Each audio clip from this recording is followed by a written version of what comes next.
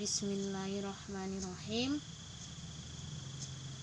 Assalamualaikum warahmatullahi wabarakatuh.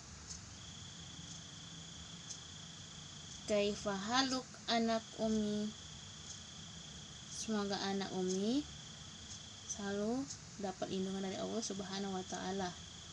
Amin amin amin ya rabbal alamin. Baik anak Umi yang Umi cintai karena Allah, hari ini kita akan belajar mengenai manfaat pembinaan, perlindungan, dan pelestarian alam.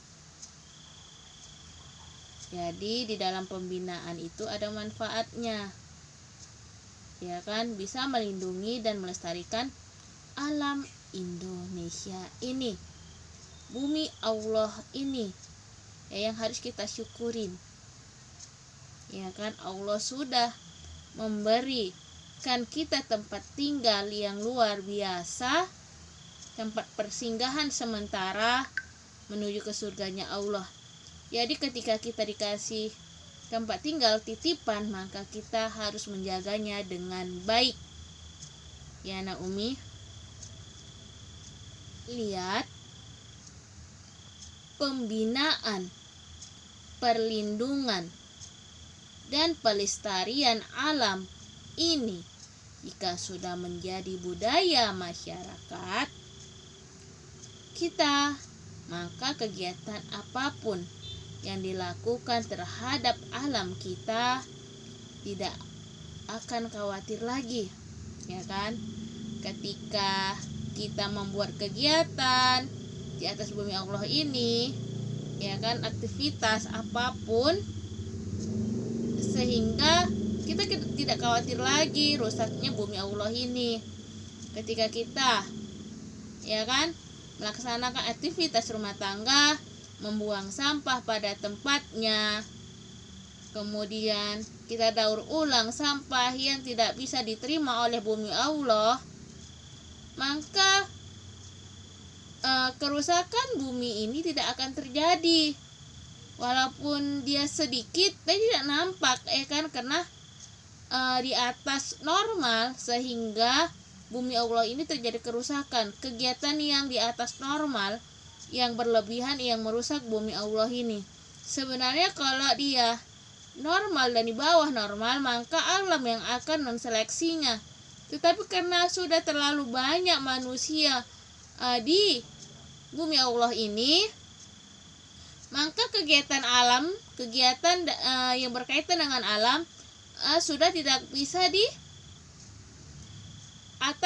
Jadi bagaimana? Ya kita sendiri sadar melakukan pembinaan, ya kan, pembinaan kepada terutama kepada diri kita, keluarga kita, ya nak Umi, sehingga bumi Allah ini bisa kita lindungin.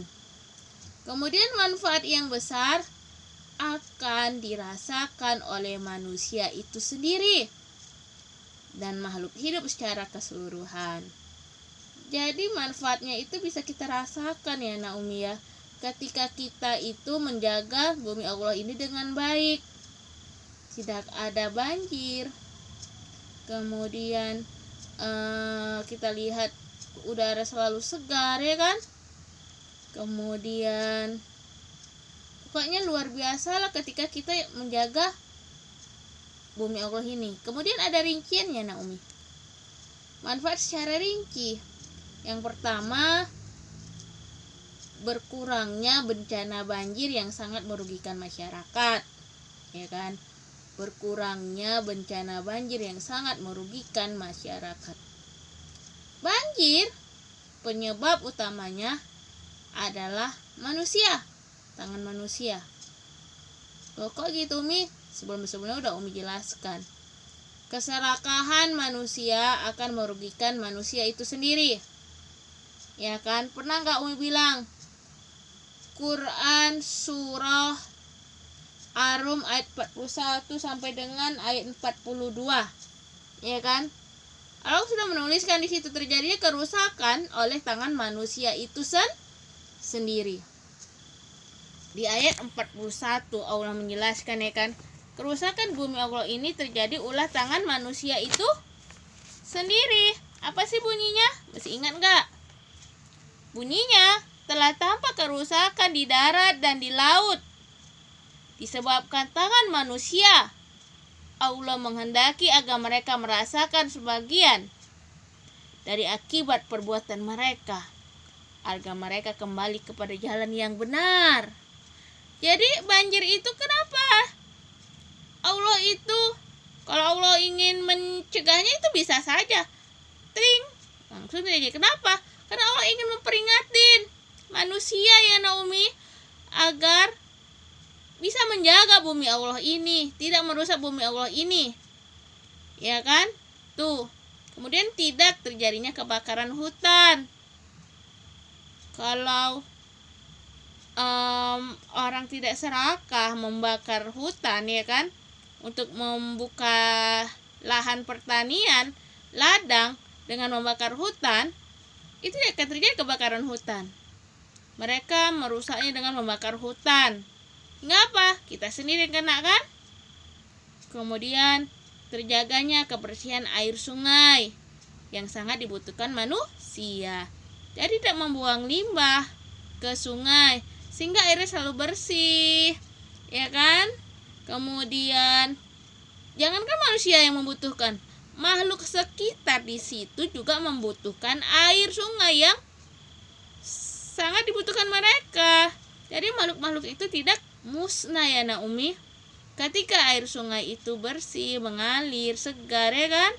Coba bayangkan Naomi, sungai yang mengalir indah, bersih, jernih, ya kan?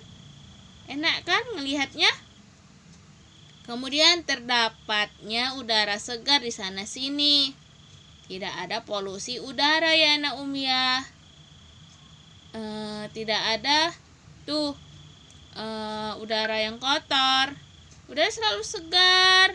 Kita menikmati seperti di mana? Di desa, ya kan? Di pegunungan. Nah, tuh. Jadi ketika kita membuat sekitar tumbuhan, walaupun kita hidup di kota, kita menanam pohon, itu udara selalu segar. Kenapa? Oksigen itu berasal dari tumbuhan. Kemudian apa lagi? Berkurangnya segala jenis penyakit pada manusia. Kalau sudah bersih, maka penyakit juga berkurang. Ya kan Anak Umi? Itu kita yang harus menjaganya. Kemudian pada akhirnya masyarakat akan menjadi sehat dan cerdas. Ya kan? Kecerdasan dari generasi mendatang akan menciptakan sumber daya manusia yang berkualitas. Karena pada diri yang sehat terjadi, maka di dalam jiwa yang sehat, maka kecerdasan itu akan timbul sendiri. Gimana kita mau menciptakan kecerdasan kalau kita itu penyakitan? Pada gilirannya, alam ini merupakan titipan anak cucu yang harus dilestarikan dan dipelihara. Ya. Kita ya mulai sekarang kita akan ciptakan yang seperti itu. Ya mulai dari mana? Dari rumah kita, kemudian dari sekolah kita. Ketika ada sampah kita buang. Ketika ada tumbuhan jangan kita rusak. Itu sudah sangat membantu ya Nak Umi.